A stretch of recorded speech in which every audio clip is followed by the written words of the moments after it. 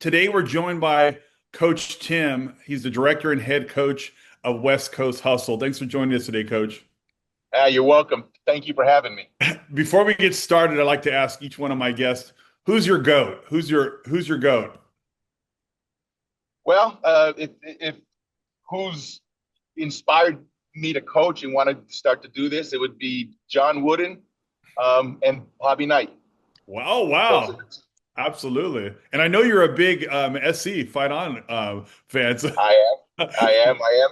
There's But there's just not a lot of coaches in the SC history to emulate. so you're not going to pull from George Raveling at all? Absolutely not. Or Tim Floyd? Um, Yeah, no, absolutely not. So I want you know what? One of the reasons why we started this Team on Three Voices of the Game is some of the conversations you and I've had before games and after games in our league, and it was just one of those things we sort of talk and we sort of kind of spit back and forth. And there's so many things I feel like these young coaches or coaches we need to talk about. And before we get started, I want to ask you about how did your coaching career start? Gosh, I started and I was in my mid 20s and just coaching park and rec. I think my first season was at the YMCA Okay. at their lowest level. The kids that are like 5 and 6. Um, and then while I was coaching a park and rec game, the coach at North Hollywood was a referee, and he asked me, gosh, in 1992 to see if I wanted to help, and that got me into girls basketball. Coaching that level, I know for me when I was started out coaching that low level, I feel like you learn a lot about coaching, not just about, drills, about sort of how to approach parents and kids and developing an expectation. How has your coaching Yes. philosophy started from how it was then until now? How's it changed? Outside of the fact that I don't have a lot of patience for parents, that I had a lot more patience in my mid 20s. Yeah, But out, no, I think where it has changed is that you realize that it's not as important to win at that at with those kids, that it's more important to teach them the basketball, or the game of basketball, but then really to teach them to fall in love with it. Because if you can teach a kid to love basketball the way we do, yeah, it's easy. It's really easy to coach them. So I absolutely. think that's where things have changed. It was, before it was all about X's and O's, and it was all about trying to do this and that, and your scheming and your drills. But as you get older, and as and as you've done this, then you realize that while you know, those are important, those aren't the most important. Absolutely. I know when I was first started out coaching, you think about you want to win, you want to be successful, but I think you're really talking about developing kids the right way and giving them transferable habits in terms of, getting them ready for the next level. Um, so tell me about who's influenced your coaching style through. You mentioned Bobby Knight and John Wooden, but obviously, those are people we sort of looked up to, saw them on TV. Is there any like person that mentored you when you were a player coming up, a teacher that sort of like instilled values?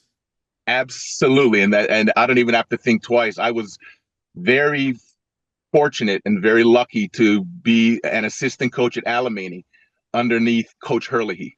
Oh, wow. And I was with her for 2 years, and outside of the people that we see on TV, um, it was her. I mean, I credit everything that I've learned practically from her, and not so much the X's and O's, but how to run a program and how to handle a team and how to deal with kids. So it would absolutely be Coach Hurley. Absolutely. So tell me about dealing with kids and parents. What's your approach to dealing with that adversity? Because one thing about, as you know, with coaching, the Monday mornings, the Sunday nights, how do you have something put in place about dealing with parents, or can you tell me about a situation where you dealt with something that where you learned a lot from? Well, I think what I try to do with parents is just to be honest, and be again, just to be open about speaking about their kids, um, speaking to the kids about themselves, I've always thought, uh, you don't, you tell people, what is where their kid actually is, what my plans are. I've always, it's funny, everywhere I've coached, I've always been warned by administrators when I was a high school coach is, don't let the parents into the practice. I've always been a big proponent of, you know, as long as they don't get involved in the practice, but I've always been open about my practices so they can see what happens, so they can hear what is being taught and maybe what is not being adhered to, or where there's a struggle. Um, so I've always just tried to just, I think you and I have spoken, just to be ourselves and just to be very open about it. And I think what I've always admired about you is I could see you care and you care about the kids, you care about having an experience. And I think that's, we sort of come up into that this new world where there's coaches and there's trainers. I feel like we're sort of a combination of both of them. But to your point about closed practice and open practice, I run in open practice, but I have had times in my coaching career where I've had closed practices where, the parents can come for the first 10, 15 minutes and they have to leave. Then they can come for the last 10 minutes. But I go back and forth. We both run club programs and they typically lend themselves to parents to be more involved. Was there Mhm. a situation as a coach where you learned from, was a bad situation or whatnot that sort of changed your philosophy as you approach coaching club? Um, Coaching club, as opposed to coaching high school. Yeah, coaching high school. Um, Or either or a scenario that you well, I mean, I mean, it's funny. I think I try to approach coaching club like I would coaching high school, even though you don't get the 6 days a week, and all of those things. But I try to coach coach my club team like they're going to be coached when they get to high school. The expectations are there. Um, there's a lot of things that I've learned. Again, more than anybody, that the struggles that our program has had, the last probably 12 months or so. And I think there's a change in what I've seen. Is not so much a change in the way I do things, um, but there's been a change to the way things have been accepted. Um, and I think there's a change in the expectation. Um, with coaching, AAU or something like that. Because I've tried to, again, I've tried to be, the same as far as how I coach. You might change drills, you might change this and that, and you have to change maybe, your temperament a little bit.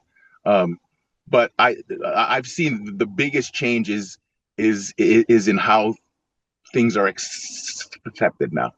oh If that makes any sense. and be more specific because I think I know what you're talking about, but I would be more specific and say that because I know we've spoken about these new big tent programs, which these big brand. We have NBA players or WNBA players that are just sort of attaching their Yeah. name to their program.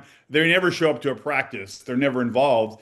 And a lot of these big programs sort of cherry pick, these grassroots programs. I mean, we get these kids, like you said, 5, 6 years old, and we have them, and a kid will look at a TikTok and be mesmerized by something, but those players are not coaching your kids. It's, they've sort of hired, and we're living in a different time now where they think that's the way to get to the league. I mean, 90% of our kids are not making the WNBA, NBA. We're trying to get them ready for a high school practice. And when we get And them that's ready, they're off. No, and I think this goes into a larger probably topic that you might be, what that we might or that you might ask about later. But no, you're right. It's these big programs. It's it's it's it's these big tournaments now. And then a great example is, again, and just to name one of a couple, but a tournament like, or a program like Hyper Hoops, where I think now, because of all these, and you used to have to worry about being ranked and having your team ranked, and when you got to high school. Now they're starting to do it in junior high, and they're starting to do it with the elementary school team. So I think that changes that for a lot of the parents and a lot of the programs, that changes the the core aspect of your program from uh, trying to get your kids just prepared for high school and to play in high school and to make the varsity at some point where you now have to win now. Um, and I think that's really changed, you know, club is that the emphasis on just trying to win, where most of my kids and my parents have heard, while we want to win when we're in the game, of course, we're, coaching to win and we're coaching hard, but you shouldn't care about winning a fifth and sixth grade tournament. That's not the most important goal. If you want to play varsity as a ninth grader, then let's get you ready to play varsity as a ninth grader. And I think you have, to win, because you have to learn how to win. And I think a kid needs to put two and two together with, if I work hard, I will see the results. Or if I don't work hard, I will see the opposite. But I think with all these new rankings, I mean, gosh, they're ranking third and fourth graders now, and I would venture to say there's probably not a whole lot of players in the WNBA or the NBA that were a highly ranked third or fourth grader. I think those highly ranked third or fourth graders, a lot of times, they just they were taller or stronger, or they might have matured a little bit more. But anyway, to make a short answer long, I guess that's where we are. And I think you touched on a point about a ninth grader playing varsity in high school. Also, there's a ninth grader that makes the team, but are you a ninth grader that is prepared to maybe sit on the bench? Your opportunity is 30 seconds. I mean, if you're good enough to probably play in a varsity, you probably played a lot of times at your club level or your recreation level, but it's a different mindset when you're a ninth grader playing on a varsity team that plays for a minute, a second, and the mind games. And I think, sometimes these kids, they get pushed to the forefront early, but high school basketball, there's a lot of mental part of this. How do you feel that mental health right now with coaching, and you specifically coach girls basketball? How do you feel that approach is right now in your program? Um, can you Like can in you? terms of, are you more cognizant as a coach right now with the mental health of your Oh, wow. kids? I mean, and you also have daughters I know that have played for you and that work with you, and Tal does a great job. So talk to me about what it's like, the mental health in your program. Oh, wow. I mean, no, that is, that I think every coach that you're going to speak to is going to say, post pandemic, mental health is a huge, is a huge thing, and you have to take mental health, or the potential mental health, or, or, where the mental health from the past, all of that has to be taken into effect, or excuse me, taken in, uh, uh, to account. Um, and there has been a huge change. You have to be a little bit more gentle. Yeah. Um, and I have a tendency to be, at least more in the past. Um, but I have it to be a little bit more engaged and a little bit more intense, and that had to absolutely be adjusted, with the kid and also with their mom and dad. Because I think a lot of moms and dads now are very. I mean, me, I have three daughters, so me included. We are very much more aware of the mental health of our kids. So that brings me to my next question. So coaching your daughters and being a father coaching your daughters, explain, obviously that's a unique experience, and talk about that. That is very unique. And it's you you walk that very fine line. It's funny. I was just speaking to my daughters about this exact thing. Oh, probably 6 months ago or so. And you walk the line of, do you push? If you pushed a little more, or are you pushing too much? Um, and because you coach them, your expectation for what they should know and what they should be comfortable with, that goes up. I can remember, you know, the way I raised Talia, and she's my oldest, is vastly different from the way I raised Allie. And she's my youngest.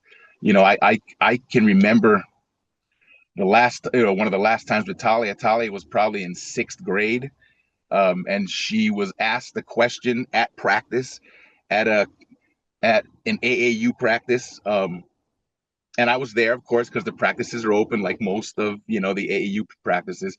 And she was asked a couple of questions, and she knew the answer, and she pretended like she did not. And we had about a half-hour ride home, and I think I yelled at her for 27 out of those 30 Oh. minutes about you know about not just whatever I yelled at her about. And I got home, and you kind of realize the mistake that you made. And then so it was from that moment that I changed, where I didn't talk to my kids about how they played or how they practiced until they brought it up. And that, again, for someone like Talia had years of being yelled at, and Ali didn't have any of that. So you have to make adjustments. And I think the biggest thing that I tell all of my parents, and it's mostly dads, is just let them. You want to coach them, you want to push them, but at the end of the day, it's for them. It's not for you. Wow. I mean, that drive home after a game or practice, it's people don't understand it's such a pivotal part It's of their sort of growth. And I know a lot of kids that stop playing that I was surprised because of the experience that they have with, kids need parents and they have their basketball coach. When you put those two together, because and you actually coached your daughters, and which Tal does a great job. Did she come to you about coaching with you, or did something? How did they come together? Because she doesn't. She's a natural. No, so and she came to me. Oh no, actually, when Kiki and Ali went to Oakwood, the head coach there knew her name because she had played, and asked her to help with the JV. Mm. Um, Within a few months, I guess the head coach that was the JV coach left, so she became the JV coach. Um, and then and she loved it, and then she was able to go coach with Adam, at Palisades, and that was and she loved it there. And then she asked to help me with my AAU club. And as you know now, I'm the assistant coach. She's the head coach. I'm just the assistant. And you're right. She's doing a great job. She has such fire, and I can't wait to get her on the pod and interview her. Oh, Uh, that would be great. so, talk to me about building leadership and also culture in your program when you're working with the young ladies.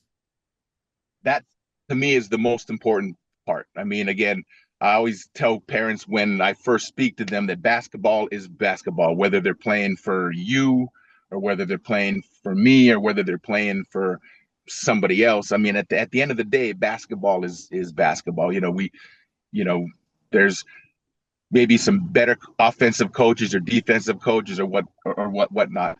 But I think what I try to sell to the parents is our culture, and what we are trying to teach. And I think we spend a lot of time talking about being a leader and how to be a leader, and we try to teach kids how to be a leader, because when they get to high school, that's such a difference. I mean, I've been a high school coach for many years, and I can probably count on two hands the number of real leaders that we have had. Um, so we really try to teach that, to teach the mental part and how to be mentally strong, because that's another thing that you know when you get to high school is very important. And most kids, and especially girls, most kids, they're not mentally tough nowadays, or when things start to go wrong. And again, that goes back to the mental health aspects that we were talking about. So we really try to teach our kids how to be strong and how to be leaders. Wow. I have a couple questions because I know you are in the AAU scene. How has AAU changed from when you first started to right now? Well, when I was younger, I played basketball. I was on a varsity team, but I wasn't an AAU player. When I was younger, AAU players were the elite. And you had to be almost asked. Like you couldn't just go to go to a club and say, "Hey, I'm here."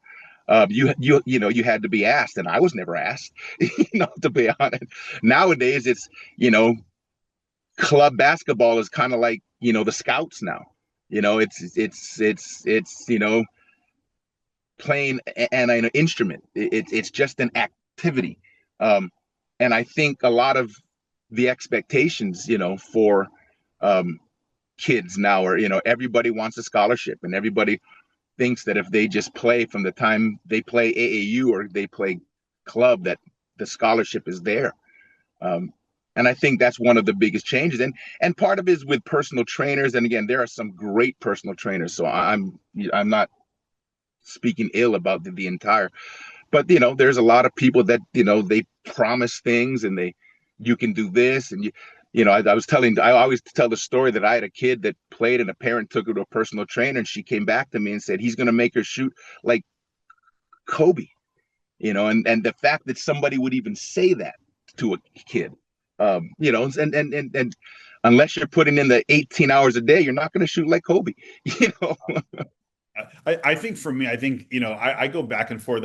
I always like working with trainers. There's a point where I feel I should probably be working with the trainer at time to get in better shape. But trainers got to understand that you eventually this kid has to have a team concept. And sometimes these trainers, they're developing an individual skill set. They'll go to the yeah game, they'll sit in the stands, they'll badmouth the coach, or they'll say, "Oh, this is what the coach should have done." But that trainer doesn't show up to the practice. Sometimes these trainers never even talk to the head coach at a varsity team. If you're a really good trainer and you're in high school, you should be having a conversation with the coach, or even are kind of figuring out or watching the coach, like what kind of philosophy they have. And sometimes this is just a straight money grab. I mean, they're selling a $150 private lesson, and sometimes that skill they're developing will never be used in a game. right. No, Maybe you're maybe 100%. you're a recess player, or some of these really good kids, they're just going to be a JV player. They're going to be a ball dominant player on a JV team, and those skills do not translate at the high school varsity level. Is there something you'd like to say something to these trainers when it comes to like developing these players? A question I have. So in terms of when you've coached, parents and kids, tell me about a difficult situation you probably might have had. It could be a player, it could be a parent, or maybe it can even be an in-game situation. Talk to me about something that you've learned from. Oh, um, well, I'll tell you something that happened when I when it was in my first year of coaching high school. And again, I'm probably 27 at the time. Um, and we were playing again. I was the JV coach, and we were playing a game, and my best player, uh, by far, she forgot her um, shorts. She forgot her game shorts.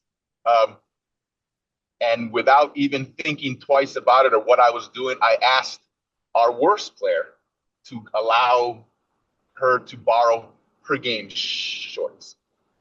And not even again, I'm even to retell this story all these years later, this makes me embarrassed. Um, but I, so the girl that gave up her shorts was not going to play that game, and I did it, that was one of the first big lessons for me about you don't you just the end goal is not to win, and that was a very bad thing that I did, and it was something that it changed the way I kind of coach, because again, it's you always want to win, but I understood that there were some things that were more important than winning, and there were things that were more important than just the game of basketball. This was a life thing that when you coach, especially younger kids and high school kids, I think you want to teach them basketball, but you're teaching them about life, and you're teaching them how to deal with life. And I don't think I did a very good job at that. And Wow, and that's again, that instant actually changed the way I thought. And it took me a couple weeks to realize it. Um, and then, just to apologize to her and her parents, just my apology would probably was not enough. Yeah, I know. I've dealt with that with never with shorts, but with jerseys, where we've had kids not come, to a game. I remember being at a tournament, and I ended it because full disclosure, I was a referee for years. A lot of these places we go to, I've refereed, I've worked in there, and I remember telling the table and the coordinator because a lot of these tournaments back in the day, you had to have the right jersey. It was very strict. It's not strict anymore. You can you know, I think sometimes should I just check into a game to see to prove a point how ridiculous this is. But I remember having a kid put one jersey on to the other one, and and then as I've moved further on in my coaching career, I've told kids, you don't have your jersey, you're not playing. And it's unfortunate, but it's sometimes you gotta those are the lessons they have to learn. And we were in Those are Vegas the a life couple weeks lessons. ago, and we Yeah. had a couple kids not show up with their uniforms. And thank God I had the van with all the extra uniforms, and I told the table, and they were like, "Oh, it's no worry, it's fine." But it really, really bothered me as a coach. Like, how do you not bring your jersey to Vegas? No, you're right. And again, those aren't the lessons you learn on the court. Those are the life things that we're teaching them. Was if you're at a job and you have a meeting and you have an assignment, you're expected, to have that. Absolutely. These again, those are the lessons. Absolutely. Coach Tim's team plays in our league. You've done a lot of leagues and tournaments through the years. Talk about your experience coming to our league and what do you like and compared to other leagues. And if something you don't like about our league, please feel free. This is the forum, and we will not edit this out. Well, I think the first thing is I need to have lunch every time. Lunch should be provided. So there Well, we should be a actually hot we Saturday. always get it catered. You're always in and out. So No, I mean, one of again, I really love coming to your leagues because it's a consistent league, and I don't have to worry about I don't have to worry that we're going to play the same team 5 times in a row. I don't have to worry that we're going to be matched up against a team that is either way too advanced for us or not enough. I mean, we get good games with you. It's very comfortable. The referees are good. I don't have to, I don't have to question that. yeah, It doesn't cost an arm and a leg, for my parents, and because that's something that there are legal or tournament people that run tournaments or run leagues that I've got a couple parents or a few parents that have said we don't want to play in that league anymore. So that takes off one of the options. I don't have to worry about that. So it's just the consistency and the quality of games and just the experience. The experience. It's in a nice school. It's in a nice facility. It's very positive, Kiki. yeah. I really appreciate that. I know I didn't want to start doing games, full disclosure. I just felt that it was necessary after coming out of the pandemic. I remember like I didn't know who I was going to be playing. I was winning by 30, losing by 30s. I coach a girls team. I'm coaching going against a boys team. Like it was so inconsistent. And I just and you sort of know the coaches you want to compete against, and you know the coaches you don't want to That you compete know. against. And I know for me specifically, I know I like coaching against high school coaches. I think there's a different when you go against a coach who's a high school coach versus who's a club coach. I mean, I know we're both club coaches right now, and I haven't coached at the high school level, but I coach high school basketball. But I always like coaching against you because if I feel like, we understand what we're there for. Yeah, yeah, and it's competitive, and I mean you and I are very nice before and after the game, but in the game, you know, I don't want to Yeah. lose. I don't want to lose to you again. I don't want to lose to you again. I mean, and I think through the years, I mean, I remember officiating your games, and then when I got into coaching and competing against you, I always liked the enthusiasm, and it's a great. We hug it out, and it's a good experience. And afterwards, we go have a Gatorade and chop it up. Coach, I Yeah. really appreciate your time.